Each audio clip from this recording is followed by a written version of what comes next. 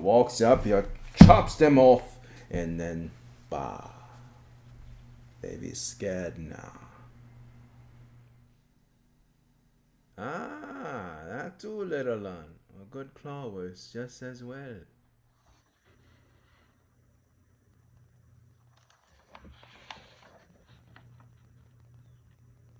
Cha. Guys, there's more to writing horror than violence. Mr. Smarty Pants over here, always trying to ruin the fun.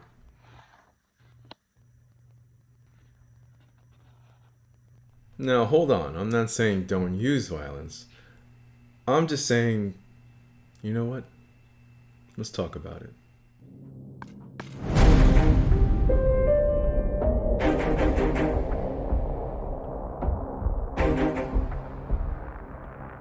Horror is one of the more difficult genres to write, and in my humble opinion, is second in intricacy only to writing comedy. When broken down to its most basic understanding, horror writing is about invoking a stress response by manipulating the reader's imagination. I believe this is best achieved by keeping the reader engaged with your prose, while keeping them off balance about your intentions. There's more to writing horror than just running characters through a meat grinder. And don't get me wrong, I love slaughtering characters. But there's some timing and tactics that need to be applied. As I mentioned in my previous video, The Chop Shop, building characters through backstory and observation are needed to create an empathetic connection. This should be done through showing, not telling. And this is important because readers have varying degrees of empathy. Some squirm at the slightest sign of violence, and others wouldn't even blink at the wholesale slaughter of puppies. But a good majority are right in the middle, and these people need to be brought in to be made to care about the characters. A way to accomplish this is by establishing a connection through observation of interactions, dialogue, and thoughts. The reader watches the characters' mannerisms, responses, feelings, ideas, and through this method, they are no longer just words in front of their eyes, but they start to evolve into a living, breathing being in a thought form within their mind. Now there's some skin in the game. If the reader sees them slaughtered, they might feel something. Another great method is catching characters mid-task. Angie is driving home late from work, rushing to get to her daughter's birthday party. But Christopher, the smiling creeper, has other ideas. Trailing her Toyota Corolla in his hulking F-150, he eventually runs her off the road. She rams into a tree, her head rattling against the windows and the seat. Concussed, she sees a man in her peripheral vision approaching. There's a roll of duct tape in his hands, a bulge raging in the front of his pants, and a pistol tucked into his belt.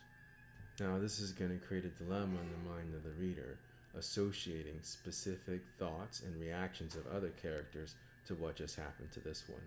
Another thing we must watch out for as horror writers are combat scenes and how they're constructed. Balance and pace during these moments are extremely important. Do not describe every detail of the fight.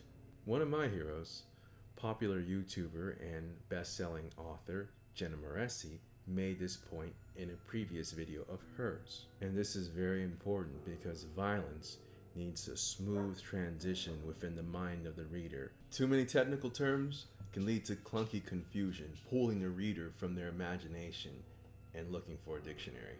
So you're walking a fine tightrope, keeping a balance between character details, action, technique, pace, and gore. Easy, right? Too much character detail, you can lose the impact of the moment. The villain and the protagonist are finally going to have their confrontation.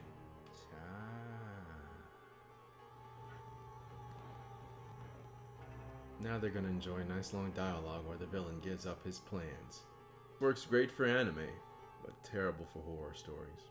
Not to mention, it destroys some of the mystery needed for scares. Information in horror should be piecemeal to the reader and not given away completely until the end.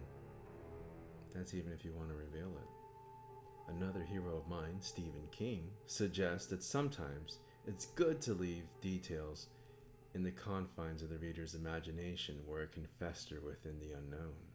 Keep in mind, this is all just my opinion and can be subject to change depending upon the writer's intent. There are many methods to invoke fear in your readers. We'll cover more in future installments of horror writing strategies. So I hope this dialogue helps you start developing ideas for your work. My challenge to you is for you to start thinking outside of the box for your next project. Remember what I said in the beginning, keeping the reader off balance is key. So always try to develop new ways to invoke that stress response from their imagination. And thank you for letting me be part of your journey. Take care, friends.